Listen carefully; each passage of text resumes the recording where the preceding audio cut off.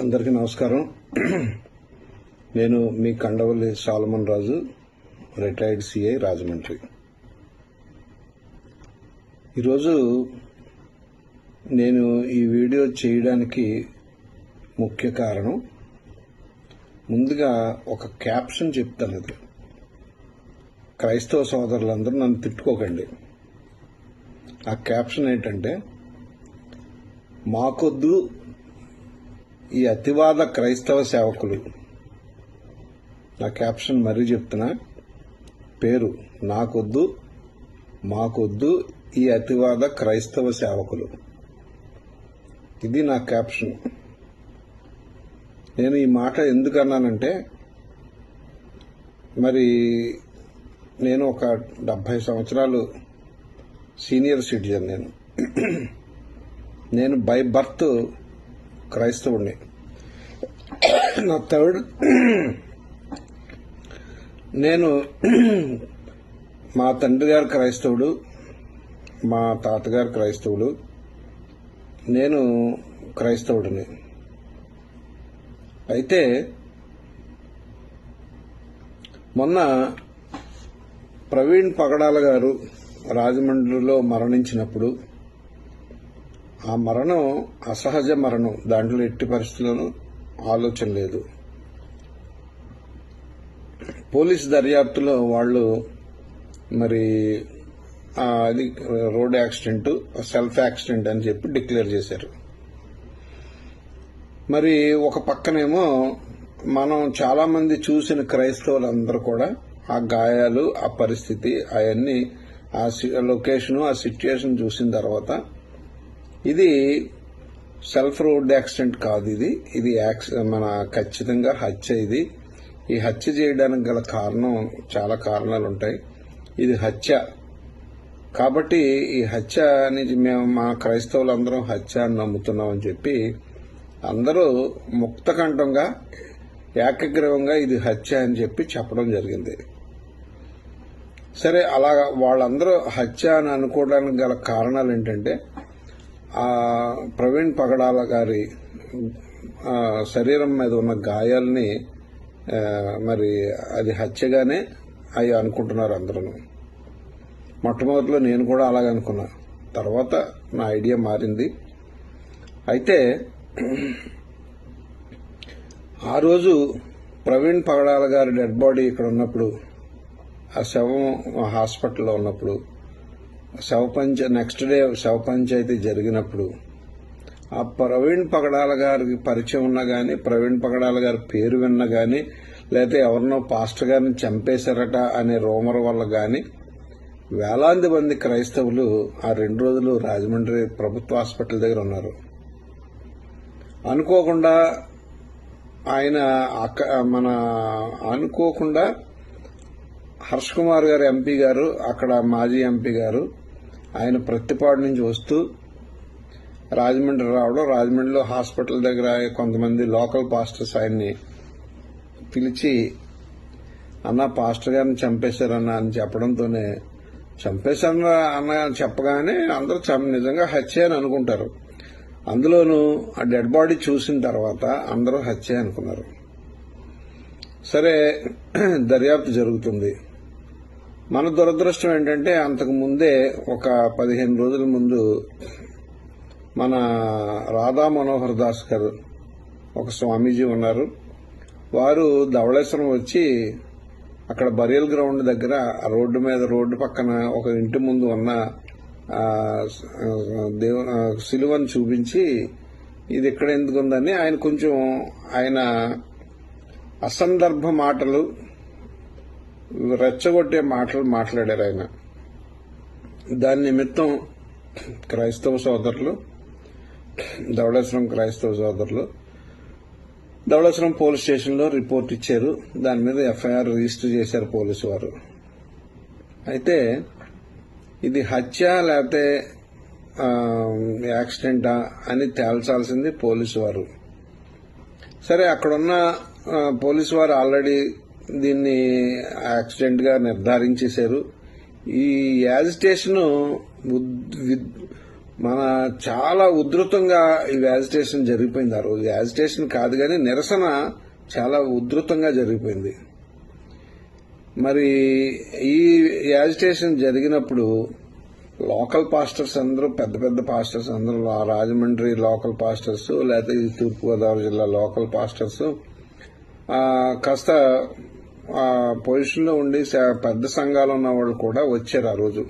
ఎందుకు ఆయనతో అనుబంధం ఉన్నవాళ్ళు, ఆయనతో అనుబంధం లేని వాళ్ళు, ప్రవీణ్ పగడాల గారిని చనిపోయారు అని ఆయన ఖచ్చితంగా ఆయన పాపం ఎక్కడో హైదరాబాద్ అయినా మన వంతు సాయం చేద్దాం కదా అని మొత్తం అందరూ మార్చురీ దగ్గరకు రావడం జరిగింది. అయితే నేనున్నాను చూసారా, మాకొద్ది అతివాద క్రైస్తవ సేవకులు అన్నాను చూసారా. ఈ అతివాద క్రైస్తవ సేవకులు తెలంగాణ నుంచి, అదర్ దాన్ రాజమండ్రి నుంచి వచ్చి వారు ఇక్కడ గతంలో మనం సోషల్ మీడియాలో వచ్చిన కథనాలను బట్టి కొంతమంది వ్యక్తుల పేర్లు చెప్పుకుంటూ, లేకపోతే కొన్ని టీవీల్లో డిబేట్స్లో వచ్చిన కథనాలను బట్టి కొంతమంది వ్యక్తుల్ని క్రైస్తవులను టార్గెట్ చేసి క్రైస్తవులను కించపరిచే విధంగా మాట్లాడే కొంతమంది హైందవ సోదరులు, వాళ్ళ పేర్లు ఆ రోజు ఉచ్చరించడం జరిగింది కొంతమంది పబ్లిక్ లో. ఈ అతివాద క్రైస్తవ సేవకులు. పోనీ ఆ ప్రవీణ్ పగడాల గారు, మరణించిన ప్రవీణ్ పగడాల గారు బంధువులు వచ్చారు. భార్య రాలేదు, బిడ్డలు రాలేదు, తల్లి రాలేదు, కానీ ఆయన బావగారు బావమరుదులు వచ్చారు. కారణం ఏంటంటే మరి మాకు ఏదో థ్రెటనింగ్స్ ఉన్నాయి కాబట్టి మరణ భయంతో మేము రాలేదని ఒక విధంగా చెప్పడం జరుగుతుంది. సరే, ఆ రోజు మీరు చేసిన రచ్చ మామూలు రచ్చ కాదు. మీరు ఇంతవరకు నేను పేర్లు చెప్పలేదు, కానీ ఇప్పుడు చెప్పడం తప్పట్లే. ఎందుకంటే నిన్న బాపట్లో అజయ్ బాబు గారు, పాస్టర్ అజయ్ బాబు గారు మాట్లాడిన మాటలు నేను విన్నా. అంత ఆవేశంగా మాట్లాడడం అవసరమా? అంత రెచ్చగొట్టే విధంగా మాట్లాడడం అవసరమా? అదే వాయిస్తో అదే రెచ్చగొట్టే విధంగా ఆ రోజు జాన్ బెన్నీ లింగం ప్లస్ అజయ్ బాబు, నిడదవోలు నుంచి ఒక విజయ్ కుమార్ గారు అని ఒక ఆయన వచ్చారు, తర్వాత లాస్ట్ లో ఒక ఆయన వచ్చాడు జేమ్స్ అని. వీళ్ళ నలుగురు చేసిన రచ్చ అంతా ఇంత కాదు.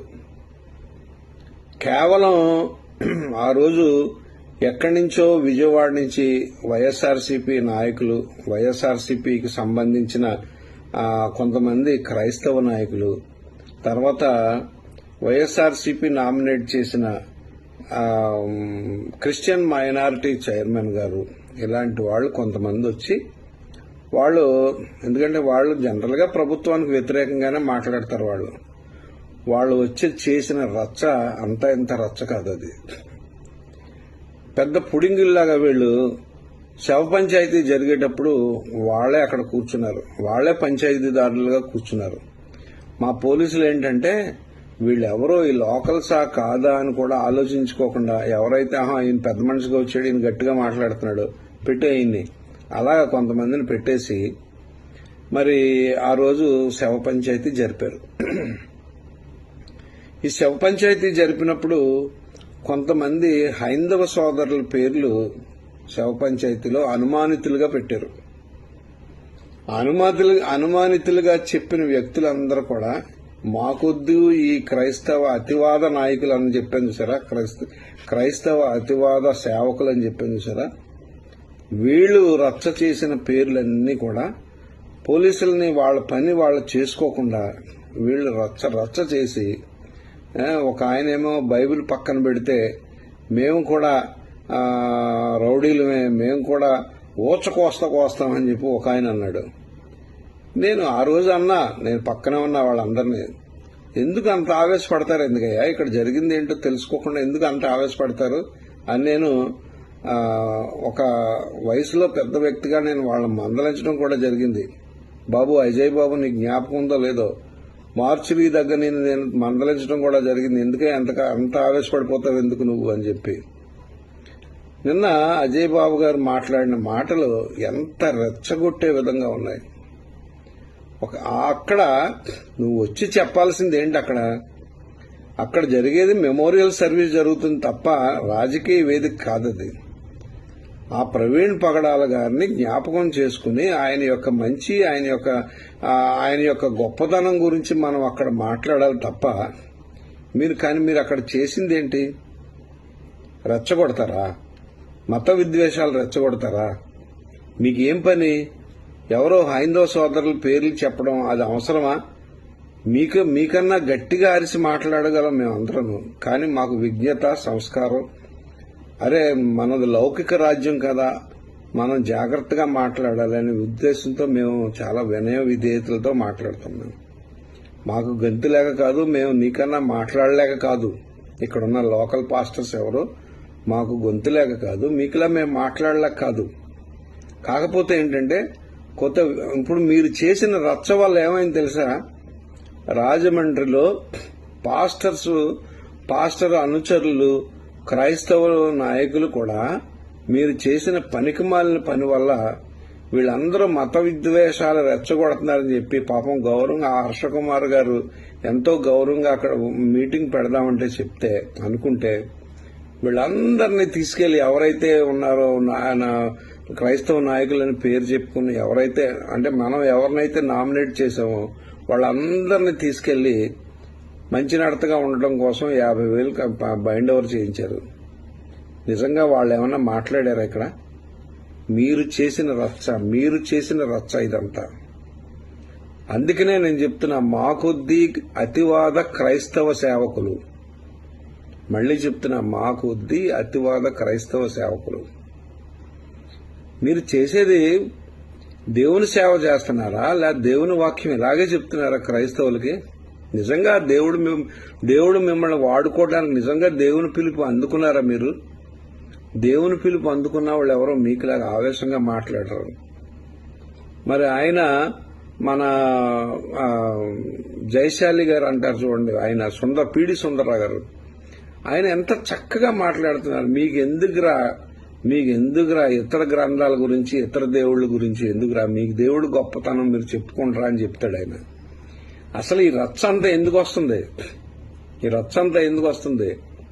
మీ యొక్క ప్రాముఖ్యత పెంచుకోవడం కోసం మీరు చేసిన అరుపులు, మీరు చేసిన కేకలు, మీరు చేసిన పనికిమాలిన డిబేట్స్ లో పాల్గొని ఆ డిబేట్స్ లో క్రైస్తవం యొక్క పరువు అంతా తీసేసి, మీకు బైబిల్ మీద నాలెడ్జ్ పూర్తిగా లేకపోయినా సరే ఆ డిబేట్స్ లో కూర్చుని మెమ్మెమ్మే పెప్పెప్ప అని మాటలు మాట్లాడి పరువు తీయించుకుని వచ్చి మొత్తం క్రైస్తవుల యొక్క వాల్యూ పోగొట్టారు. ప్రభుత్వానికి ఈ రోజు క్రైస్తవుల మీద ఎందుకు అంత చిన్న చూపు వచ్చింది? కారణం ఏంటి? నిజంగా వైఎస్ఆర్సీపీ వాళ్ళు వెనకాల ఉండి, ఎందుకంటే ఆ రోజు వచ్చిన నాయకులు వైఎస్ఆర్సీపీ నాయకులే. ఆ రోజు కేకలేసిన వాళ్ళు అందరూ, మీరేమో ఖమ్మం నుంచి వచ్చారు. ఈ జాన్ బెన్నీ లింగం నేనేదో వైఎస్ఆర్ క్రిస్టియన్ దానికి సంబంధించిన వ్యక్తినని చెప్పి ఆయన చెప్పుకుంటాడయ్యా. ఇంకొక ఆయన ఎవరో ఒంగోలు నుంచో విజయవాడ నుంచి ఒక ఆయన వచ్చారు, ఆయన పాస్టర్ గారు, పెద్ద పాస్టర్ గారు, ఆయన వీళ్ళందరూ వైఎస్ఆర్సీపీ నాయకులు. ఇంకొక ఆయనేమో క్రిస్టియన్ మైనారిటీ కార్పొరేషన్ యొక్క చైర్మన్ ఏదో, ఆయన పేరు వెస్లీ ఏదో ఉంది. మీరందరూ వచ్చి ఇక్కడ రచ్చరచ్చ చేసి రాజమండ్రి క్రైస్తవుల యొక్క వాల్యూ అంతా తగ్గించేశారు మీరు. నిజంగా నిన్న మెమోరియల్ సర్వీస్ అంటే హర్షకుమార్ గారు నిన్న రాజమండ్రిలో చేసిన సర్వీసే మెమోరియల్ సర్వీసు. అసలు మీరు అన్నారు చూసారా, మన ప్రవీణ్ పగడాల గారి మరణం క్రైస్తవులందరినీ ఏకం చేసిందని. అది కరెక్ట్ కాదు. ప్రవీణ్ పగడాల గారి మరణం మీలాంటి వ్యక్తులని హైలైట్ చేసింది, మీలాంటి అతివాద వ్యక్తులని హైలైట్ చేసింది. అది మీరు గమనించుకుని మీరు మాట్లాడాలి.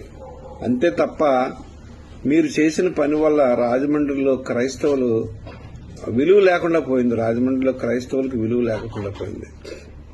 ఎంత తప్పుగా మాట్లాడారు ఆ రోజు మీరందరూ.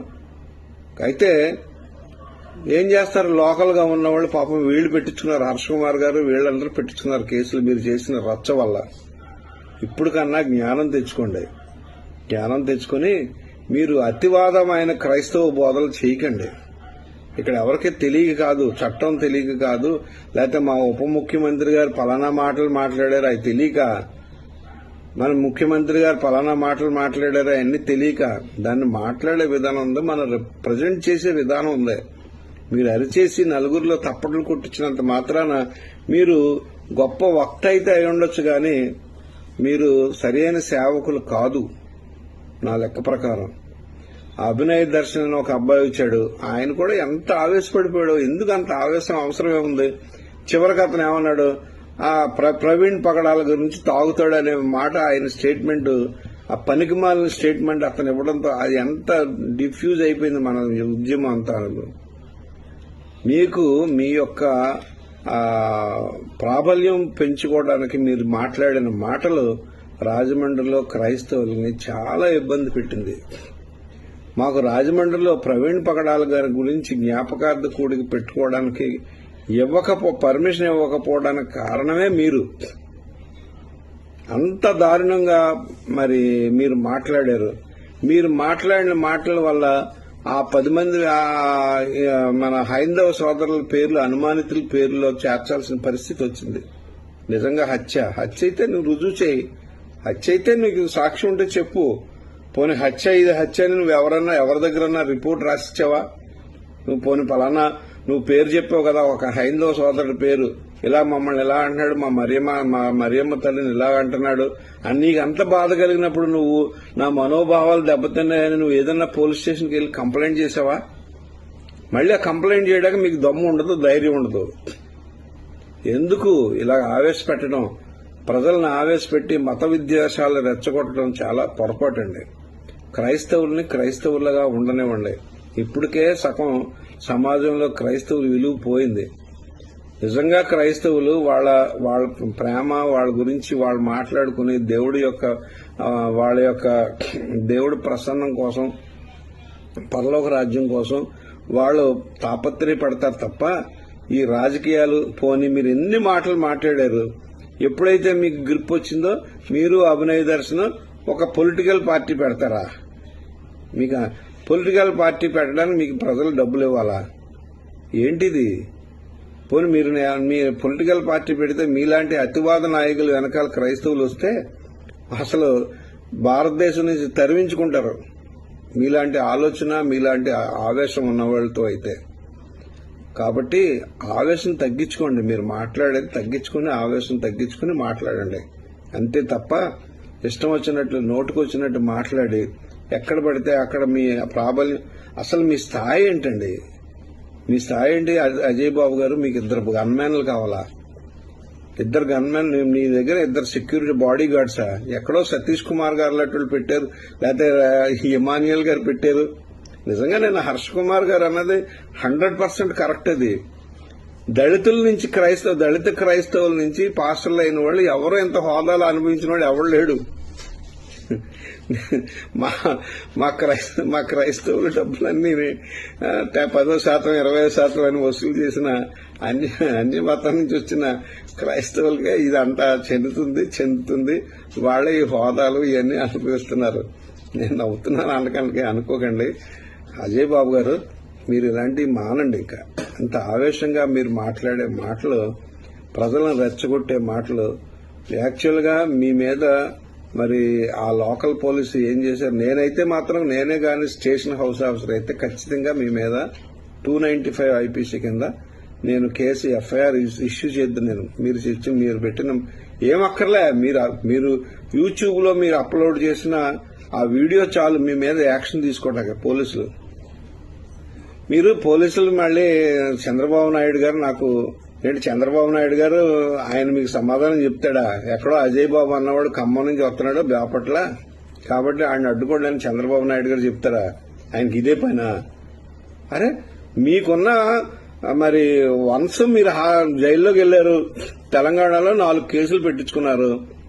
మీకు ఒక షీట్ ఉంటుంది అక్కడ పోలీసు వారి దగ్గర, ఇంటెలిజెన్స్ వాళ్ళ దగ్గర, మీ మీద మీ నడవడిక మీద ఒక షీట్ ఉంటుంది. మీరు అక్కడి నుంచి బాపట్ల వస్తున్నారంటే బాపట్ల పోలీసులకు వాళ్ళు ఇంటిమేట్ చేయరనుకుంటున్నారా మీరు? అసలు పోలీసు వ్యవస్థలో ఏం జరుగుతుందో మీకు తెలుసా? ఒక చెడు నడతగల వ్యక్తి ఇంకొక ఏరియాకి వెళ్తున్నప్పుడు ఆ స్టేషన్ ఎస్హెచ్ఓ పలానా ఎక్కడైతే ఏరియాకి వెళ్తున్నాడో ఆ ఏరియాకి పంపించాలి, ఇన్ఫర్మేషన్ పంపించాలి. మరి ఆ ఇన్ఫర్మేషన్ పంపకపోతే ఎస్హెచ్ఓ తప్పు.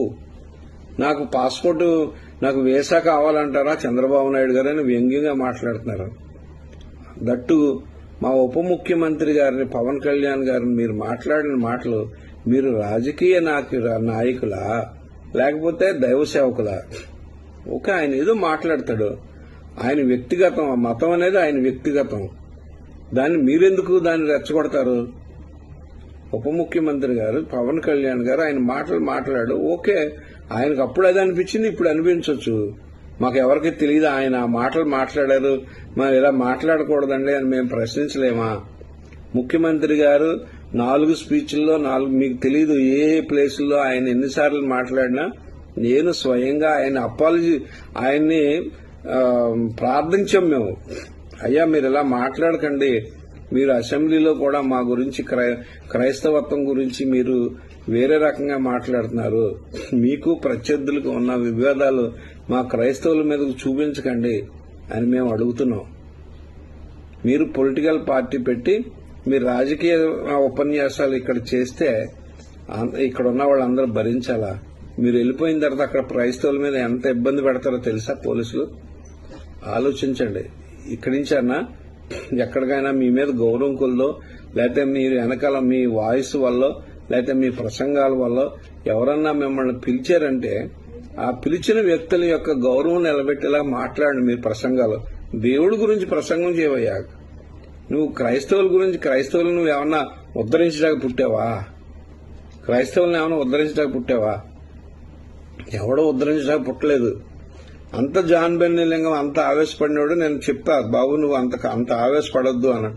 అందుకనే నేను ఏంటి అన్యమతం గురించి ఎక్కడ జాన్ బెన్నెలింగం గారు మాట్లాడలే. కేవలం లోకల్ పాస్టర్స్ ఎవరు రాలేదనే ఉద్దేశంతో అక్కడికి వచ్చిన జనాన్ని చూసి ఆవేశపడి ఇక్కడ అన్యాయం జరిగింది అని చెప్పి ఆవేశపడి క్రైస్తవ పాస్టర్లను తిట్టాడు తప్ప అతను అన్యమతస్తుల్ని ఎవరిని తిట్టలే, ప్రభుత్వాన్ని కూడా తిట్టలే. మీరు డైరెక్ట్ గా మా ప్రభుత్వంలో మా ముఖ్యమంత్రి గారిని, మా ఉప ముఖ్యమంత్రి గారిని కామెంట్ చేస్తున్నారు. అది తప్పు. అలా అన్నానని నేను ఏదో తెలుగుదేశం నాయకుడిని కాదు. మీరు చేసిన రచ్చ వల్ల రాజమండ్రిలో క్రైస్తవుల యొక్క పరిస్థితి చాలా దారుణంగా తయారైంది. వాళ్ళకి ఒక పర్మిషన్ ఇవ్వాలంటే 100 సార్లు. నిన్న హర్షకుమార్ గారు మీటింగ్ పెట్టిన దానికి ఎంతమంది బందోబస్తు వచ్చారు? 2 సీఏలు, ఒక డిఎస్పీ, 4-5 ఎస్ఐలు, పోలీసు అంత బందోబస్తు ఇచ్చారంటే ఎందుకు అనుకుంటున్నారు? ఎక్కడైతే మీలాంటి వ్యక్తులు స్పీకర్ గా వచ్చి అక్కడ రెచ్చగొడతారో, ప్రజలను రెచ్చగొడతారో, ఆ మాటలు విని హైందవ సోదరులు గాని ముస్లిం సోదరులు గాని వచ్చి ఎక్కడైతే ఈ మీటింగ్ డిస్టర్బ్ చేస్తారనే ఉద్దేశంతో ప్రివెంటివ్ గా అంతమంది బందోబస్తు చేశారు. లేకపోతే పోలీసులు అందరూ ఖాళీగా ఉన్నారనుకుంటున్నారా అంత బందోబస్తు చేయడానికి? ఆలోచించండి. ఇది లా అండ్ ఆర్డర్, శాంతి భద్రతలకు సంబంధించిన విషయం. ఇది మీరు నోటికి ఏదొస్తే అది మాట్లాడి మతాలు రెచ్చగొట్టి మత విద్వేషాలు రెచ్చగొడితే ఇది మీకు ఫ్యూచర్ లో మీరు నాయకులు కాదు కదా, 4-5 కేసులు పెట్టించుకుని ఆఖరికి షీట్ ఓపెన్ చేయించుకునే పరిస్థితికి వస్తారు. షీట్ ఓపెన్ చేయించుకుంటే ఏమవుతుంది అనుకుంటున్నారు? మీకు తెలుసా? పరిపూర్ణానంద స్వామి గారిని హైదరాబాద్ సిటీ రాకుండా ఆయన బహిష్కరించారు. పరిపూర్ణానంద స్వామి గారిని హైదరాబాద్ సిటీ పోలీసులు బహిష్కరించారు. ఆయన్ని చట్టరీత్యా బహిష్కరించారు, చట్ట ప్రకారం బహిష్కరించారు. అలాగే మరణించిన ఆయన ఎవరో ఒక మన మాదిగా కమ్యూనిటీ అతను, ఆయన కూడా బహిష్కరించారు, చట్ట ప్రకారం బహిష్కరించారు. ఆ పరిస్థితి తెచ్చుకోకండి. చట్టం చేతులు చాలా పొడుగు. మీరేదో అనుకుంటున్నారు, నేను ఏది మాట్లాడినా చెల్లుతుంది, ఏది మాట్లాడినా పర్వాలేదు, ఇక్కడ అందరూ తప్పట్లు కొడుతున్నారు, ఆహా ఓహో అనుకుంటున్నారు అనుకుని మీరు మాట్లాడడం కరెక్ట్ కాదు. నేను చెప్పాను, నేను గతంలో కూడా లోకల్ గా ఇద్దరు పాస్టర్లు ఇక్కడ ఈ మన ఏదో కొన్ని సాంప్రదాయాలని, హైందవ సాంప్రదాయాలని మనం గౌరవించేవాడు ఒక ఆయన, అలా చేయడం తప్పు అని ఇంకొక ఆయన, ఇద్దరు వాళ్ళు డిబేట్ పెట్టుకుని పబ్లిక్ డిబేట్ పెడుతుంటే అది లా అండ్ ఆర్డర్ ఇష్యూ అవుతుందని దాన్ని ప్రివెంట్ చేయడానికి పోలీసు వారికి ఫిర్యాదు చేసింది నేను డైరెక్ట్ గానే ఫిర్యాదు చేశా. మీరు మళ్లీ ఏపీలోకి వచ్చి ఎక్కడైనా ఇలాంటి మత విద్వేషాలు రెచ్చగొట్టే కార్యక్రమం పెట్టుకుని రెచ్చగొట్టే ప్రసంగాలు చేశారా, ఖచ్చితంగా నేనే ఆ పోలీస్ స్టేషన్కి వెళ్లి మీ మీద కంప్లైంట్ చేస్తా. ఎందుకంటే క్రైస్తవులు అంటే సామరస్యంగా ఉండాలండి. క్రైస్తవత్వం అంటే ఏంటి? మృదువైన మాట. మనకు కావాల్సిన దేవుడు మనకేం చెప్పింది? మృదువైన మాట మాట్లాడమన్నారు. కానీ మీరేం మాట్లాడుతున్నారు? మృదువైన మాట మాట్లాడుతున్నారు. బైబిల్ తెలుసుగా మీకు? బైబిల్లో దేవుడు ఏం చెప్పాడు? మృదువైన మాట మాట్లాడమన్నారు. ఎదుటి వ్యక్తుల్ని హర్ట్ చేసే విధంగా మాట్లాడడం చాలా తప్పండి. ఇది ఆలోచించండి. ఆలోచించి మీ యాటిట్యూడ్ మార్చుకోండి, అభివృద్ధి చెందండి. మీకు 2 చర్చిలు ఉన్నాయి, చర్చిలు అభివృద్ధి చేయండి. అంతేగాని అతివాదులను తయారు చేయకండి. మీ చర్చిలో అతివాదులను తయారు చేయకండి. కాబట్టి మరి జాన్ బెన్నలింగం గారు కూడా నేను చెప్పా ఆయనకి, ఆయన తగ్గారు. ఆయన చాలా చక్కగా ఊరికే మనసులోంచి వచ్చే ఆవేశం తట్టుకోలేగా అన్న కేకలేశాడు తప్ప ఆయన కూడా చాలా సౌమ్యంగానే మాట్లాడాడు. నిన్న కూడా మా హర్షకుమార్ గారు కూడా మీటింగ్ అంటే అది మెమోరియల్ సర్వీస్ అంటే మెమోరియల్ సర్వీస్ లాగే జరిగింది, ఆరాధన జరిగింది, చక్కగా ప్రెసిడెంట్ వర్షిప్ జరిగింది, ప్రసంగం జరిగింది. లాస్ట్ లో ఇద్దరు 4-5 ప్రసంగం మన ఈ ప్రవీణ్ పగడాల గారి గురించి వాళ్ళకి తెలిసిన వాళ్ళు మాట్లాడారు. హర్షకుమార్ గారు మాట్లాడింది కూడా చట్టంలోని లొసుగులను మాట్లాడారు. పోలీసు వారు ఎందుకు తాత్సారం చేస్తున్నారని మాట్లాడారు. కోర్టులో వేసిన పిల్లిపై ఆయన మన ప్రభుత్వం ఎందుకు తాత్సారం చేస్తుంది కౌంటర్ వేయడానికి అని చెప్పి మాట్లాడారు. అంతేగాని ఇది హత్య అని అనుకోవచ్చు. నీ అభిప్రాయం నీది, నేను కాదని అంటలేదే. మీరు హత్య అనొచ్చు, లేదా నేను యాక్సిడెంట్ అనొచ్చు, లేదా నేను హత్య అనొచ్చు, లేకపోతే మీరు ఇంకొక మాట మాట్లాడొచ్చు. అది మీ అభిప్రాయం మీ వరకే. మీ అభిప్రాయాన్ని ప్రజల మీద రుద్దుతామంటే అది కరెక్ట్ కాదు. ఎందుకంటే పోలీస్ వ్యవస్థ అంటే చాలా పెద్ద వ్యవస్థ. దీంట్లో ఫారెన్సిక్ సైన్స్ ఉంటది, ఫారెన్సిక్ డిపార్ట్మెంట్ ఉంటది, అలాగే మెడికల్ డిపార్ట్మెంట్ ఉంటది, ఇన్వెస్టిగేటివ్ ఏజెన్సీస్ ఉంటాయి. ఇంతమంది ఉన్నతాధికారులు దాంట్లో దర్యాప్తు చేస్తారు. తప్పు ఏ ఒక్కరో ఇది హత్య అయితే దాన్ని హర్షప్ చేయడానికి ఏ ఒక్కరో అది తెగించరు. ఆలోచించాల్సిన పని లేదు. ఇక్కడ ఏదో మీరు చేసిన రచ్చ వల్ల అసలు ఈ మొత్తం హైదరాబాద్ నుంచి ఇక్కడ వరకు ఆయన వీడియోలు తీసుకోవాల్సిన పరిస్థితి వచ్చింది. మీరు ఆ రచ్చ చేయకపోతే అసలు కామ్గా ఉండింది. అది అసలు ఏ గొడవ ఉండదు. అది మీరు చేసిన రచ్చ వల్ల దాన్ని రుజువు చేయడానికి పోలీసు వారు తప్పని పరిస్థితిలో ఆ వీడియోలన్నీ కలెక్ట్ చేయడం జరిగింది, సీసీ ఫుటేజ్లన్నీ కలెక్ట్ చేయడం జరిగింది. అయితే పోలీసు వారు చేసింది ఏంటంటే మీడియాలో చూపించడం అది చాలా తప్పది. అది right to privacy, right to డిగ్నిటీకి అది భంగం వాటిల్లుతుంది. దాని మీదే నేను మీకులాగా అరవలేదే. న్యాయం ఎక్కడ జరుగుతుందో న్యాయం కొంచెం లేట్ అయినా న్యాయం జరుగుతుంది. నేను నేషనల్ హ్యూమన్ రైట్స్ కి నా పేరుతో నేను కంప్లైంట్ చేశా. అలాగే మీకులాగా నేను స్టేజ్లెక్కి అరవలేదే. ఇదేంటి ఇది ఈ సర్టిఫికెట్ దొంగ సర్టిఫికెట్, నేనేమో అరవలేదే. దీని మీద అధికారులు ఎవరున్నారు, డైరెక్టర్ ఆఫ్ మెడికల్ ఎడ్యుకేషన్ వారికి నేను కంప్లైంట్ చేశా. జరుగుతుంది, ఎంక్వైరీ జరుగుద్ది. వీళ్ళు చేయలేదు. National medical director of medical council కి పెడతాం, ఢిల్లీకి పెడతాం, వాళ్ళు వస్తారు. లేదంటే ఇదే దాని మీద కేవలం పోస్ట్ మార్టం సర్టిఫికెట్ మీదే నేను పిల్లు కాదు డైరెక్ట్ గా రిట్ పిటిషన్ వేస్తా. చట్టం నాకు తెలుసు. నేను రిట్ పిటిషన్ వేస్తా కావాలంటే. ఈ పోస్ట్ మార్టం సర్టిఫికేట్ ని వీళ్ళు తేల్చకపోతే, డైరెక్టర్ ఆఫ్ మెడికల్ ఎడ్యుకేషన్ వాళ్ళు తేల్చకపోతే నేను ఖచ్చితంగా హైకోర్టులో రిట్ పిటిషన్ వేస్తా. అంతేగాని మేము ఇక్కడ ఎవరు చేతులు కట్టుకుని కూర్చోలే. మీకులాగా అరిచేసినంత మాత్రాన న్యాయం దొరికేదు. మీరు ఆలోచించండి, ఆవేశం తగ్గించుకోండి. క్రైస్తవ పాస్టర్లాగా ఉండండి, అతివాదుల్లా మాట్లాడకండి. అందుకనే నేను క్యాప్షన్ ఏం పెట్టాను, మా కొద్దీ క్రైస్తవ అతివాద సేవకులు. కాబట్టి అందరు క్రైస్తవులు, కొంతమంది నాయకులకి నా మాటలు బాధ కలిగి ఉంటాయి, క్రైస్తవ నాయకులకు కూడా బాధ కలిగి ఉంటాయి. అయినా గాని నన్ను క్షమించండి. ఎందుకంటే ఫ్యూచర్లో ఇలాంటి పరిస్థితులు రాకూడదు.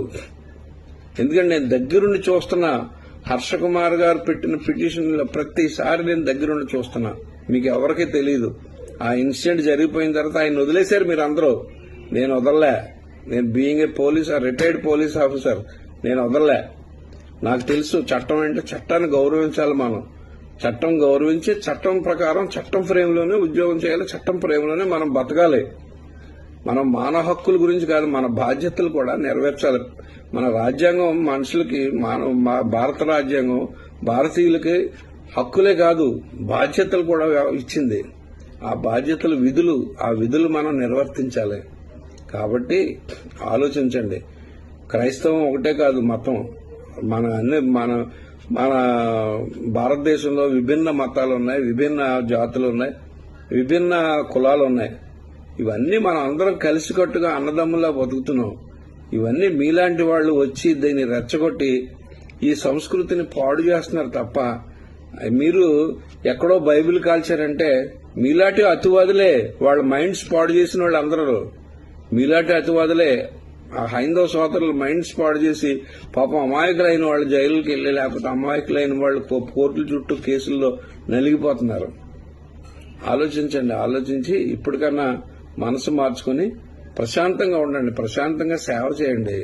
ఇప్పటికే మీకు తెలుసు, అజయ్ కుమార్ గారన్నా, అభినయ్ దర్శన్ గారన్నా, లేకపోతే జాన్ బెన్నీ లింగం గారన్నా, మరి విజయ్ కుమార్ గారన్నా ఇంచుమించుగా నేషనల్ లెవెల్లో లీడర్స్ అయిపోయారు మీరు. ఆ ప్రవీణ్ పగడాల గారి పేరు చెప్పి, మా జేమ్స్ గారన్నా రాజమండ్రిలో, మీరందరూ నేషనల్ లెవెల్ లీడర్స్ అయిపోయారు. కాకపోతే ఏంటంటే కాస్త అతివాదం తగ్గించుకోండి. Thank you.